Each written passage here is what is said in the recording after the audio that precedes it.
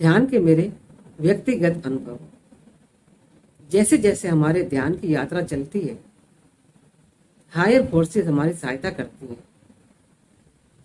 और प्रेत आत्माएं अपने उद्धार के लिए साधक से सहायता की मांग करती हैं।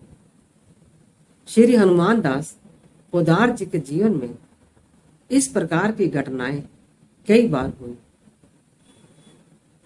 ये घटना उस समय की है जिस समय वह मुंबई में रह रहे थे। बताते हैं कि पोदार जी रोज शाम को भोजन करने के बाद चौपाटी समुद्र किनारे चले जाते थे और एक बेंच पर बैठकर भगवत चिंतन किया करते थे। एक बार वो नाम जप कर रहे थे, उन्होंने अचानक देखा कि एक पारसी व्यक्ति उनके बेंच के सामने खड़ा है। पोदार जी उस व्यक्ति से कहते हैं कि आप बैठ जाइए, आप बहुत देर से खड़े हैं। वो व्यक्ति बोला, आप डरिए नहीं, मैं प्रेत हूं। पोदार जी कहते हैं कि मैं भयभीत हो गया। वो प्रेत कहता है कि मैं आपका अनिष्ट नहीं करूंगा, मुझे आपसे सहायता चाहिए। प्रेत लोक में मेरी स्थिति अच्छी नहीं है, आप किसी को गया भेजकर मेरे लिए पिंड दान करवा दें तो मुझे सदगति प्राप्त हो जाएगी। किसी को गया भेजकर पोदार जी ने उसके लिए पिंड दान करवा दिया। पिंड दान होने के पश्चात वो प्रेत पोदार जी का धन्यवाद करने के लिए आया और बोला कि मैं प्रेत लोक से उच्च लोक की ओर जा रहा हूं।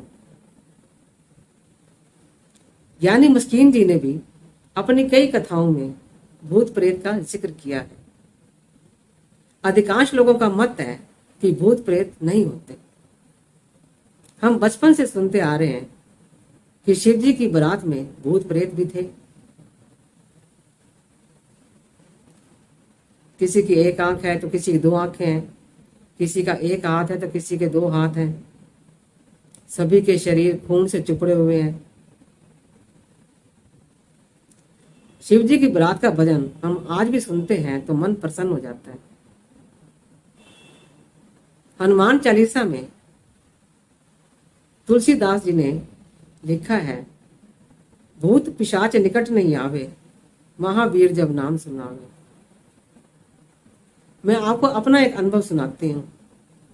एक बार एक प्रेत मेरे पैरों के पास खड़ा है और मुझसे कहता है कि मुक्ति दे दे मेरे को।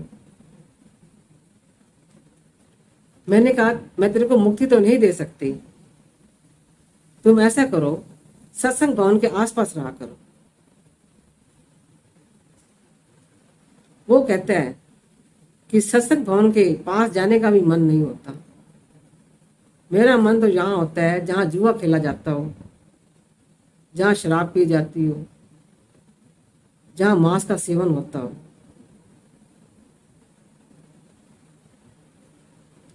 हमें मनुष्य जीवन मिला है, हमारे पास विवेक है, अच्छे और बुरे का हम भेद कर सकते हैं। हम क्यों ऐसी अवस्था को प्राप्त हो कि हमें दूसरों से मुक्ति मांगनी पड़े। नाम जप, भगवत चिंतन, होश का जगाना, वर्तमान में जीना, ये सब मुक्ति के रास्ते हैं। हमें अपनी कमाई से मुक्त होना है।